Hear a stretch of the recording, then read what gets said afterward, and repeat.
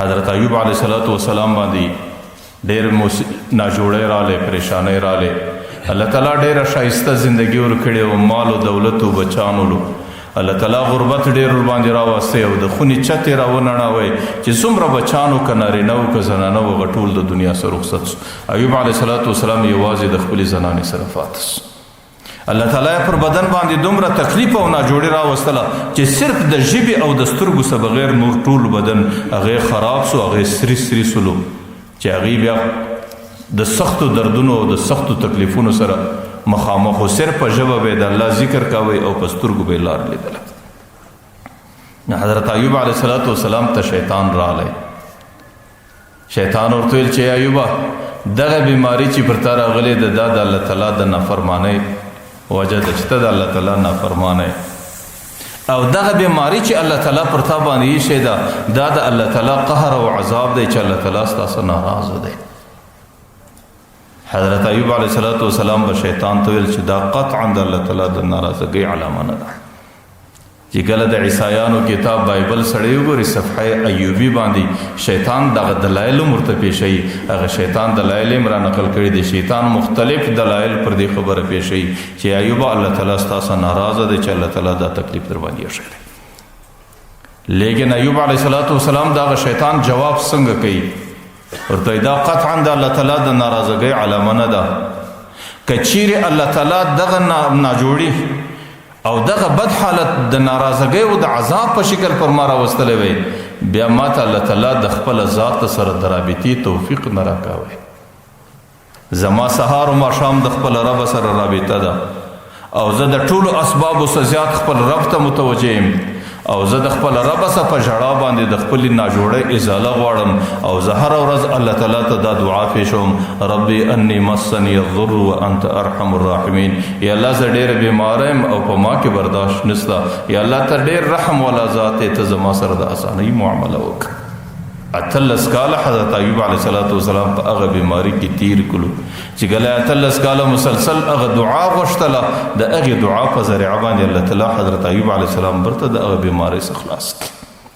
ځکه په بیماری کې که چیرې د انسان د الله تعالی سره رابطه جوړوي بیا خو الله تعالی په خپل فضل و کرم سره هغه بیماری د ده دپاره رحمت ګرځوي. په دنیا کې به الله تعالی دی د هغې بیمارۍ څخه خلاصوي او د قیامت میدان کې به الله تعالی ده ته ډېر عظیم نعمتونه او لوړ مقامات ور نصیب کوي. تاسو ګورئ حضرت ایوب علیه السلام هغه شیطان ته کوم جواب ورکوي او پر دې باندې دی کوم دلیل ورته پیښوي چې زما بیماری او زما بد حالت دا د الله د عذاب ذریعه نه ده، نه د الله د عذاب سبب دی. د هغې دپاره دلیل دا پیښوي چې زه هره ورځ د الله تعالی سره رابطه لرم. زه په خپله ناجوړي کې هره ورځ خپل رب ته دعا کوم او زه په خپله ناجوړي کې هره ورځ د الله تعالی سره رابطه جوړوم او زه دا دعا همیشه د خدای څخه غواړم چې الله زه په تکلیف کې یم، زه په بیماری کې یم، یا الله زه کمزوری ذات یم، زه د دې برداشت نه لرم، ته زما څخه دغه بیماری او دغه تکلیف او دغه پریشانی لرې کړه.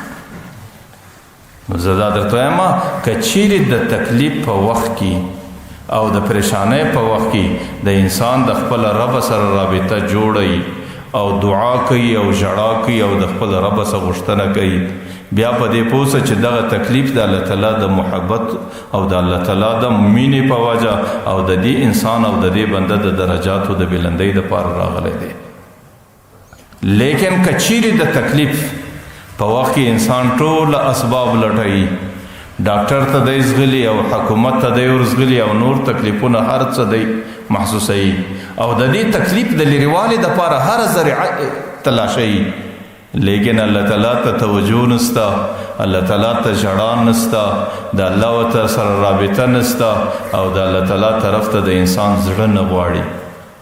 مخکې لمونځ کوی د انسان په لمانځه کې کمی راس، مخکې دعا کول اوس د دعا کې کمی رالی او مخکې د الله سره رابطه اوس یې په رابطه کې کمی رالی.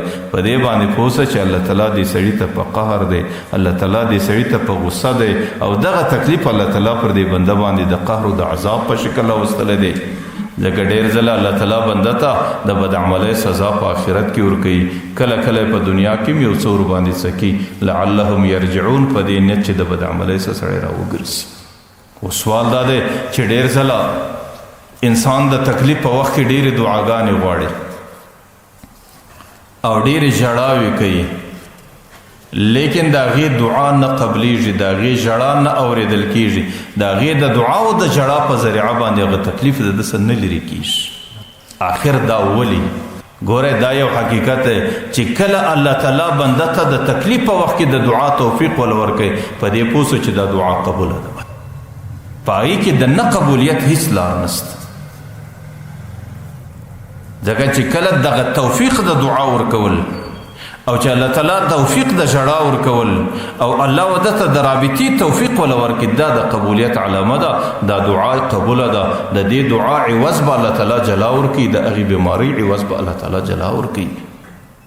او چې کله یوه دعا وکړي دویمه دعا ته زړه ور وغواړي، په دې باندې پوه سه چې اوله دعا قبوله ده، چې در څو پورې اوله دعا قبوله نه شي دویمې توفیق سړی نه پیدا کوي. لکه مولانا روم رحمت الله وی گفتو آن الله کی لبیک ماست. الله تعالی وی بنده چې کله تا د ناجوړۍ او د غم په وخت کې زما نوم واخیستی چې الله زما د طرفه د لبیک جواب دی چې زه دې په خدمت کې یم. که ته ماته وایې چې کله دعا قبلیږي او ژړا قبلیږي او چې کله د دعا او د ژړا توفیق الله تعالی بنده ته ورکړي، دا د الله د قبولیت علامه ده، نو بیا تکلیف ولې نه لرې کېږي؟ د هغې وجه دا ده چې الله تعالی تکلیف کې خپل حکمت لري. کله کله هغه مقامات چې الله تعالی تا ته ټاکلي دي هغه مقامات ته نه یې رسېدلی. کله کله الله تعالی د هغې تکلیف د حل دپاره یو خاص اندازه ټاکلی او یو خاص زمانه یې ورته ټاکلی او یو خاص شکل یې ورته ټاکلی او هغې دپاره الله تعالی یو خاص ترتیب و طریقه لري. هغه ترتیب و طریقه سر ته نه یې رسېدلی، هغه زمانه را رسېدلی نه وي، هغه د تکلیف اندازه پوره سوې نه وي، نو الله تعالی د حکمت په خاطر باندې هغه تکلیف نه لرې کوي. لیکن چې ته کومه ژړا کوې، کومه دعا کوې او د الله سره کومه رابطه کوې، پر هغه ژړا، پر هغه دعا، پر هغه رابطه باندې الله تعالی تا ته جلا خپل عوض و مزدوري درکوي. نو ځکه د تکلیف په وخت کې به انسان د الله تعالی سره رابطه کوي او د تکلیف په وخت کې به الله تعالی د انسان سره د اسانۍ غوښتنه کوي.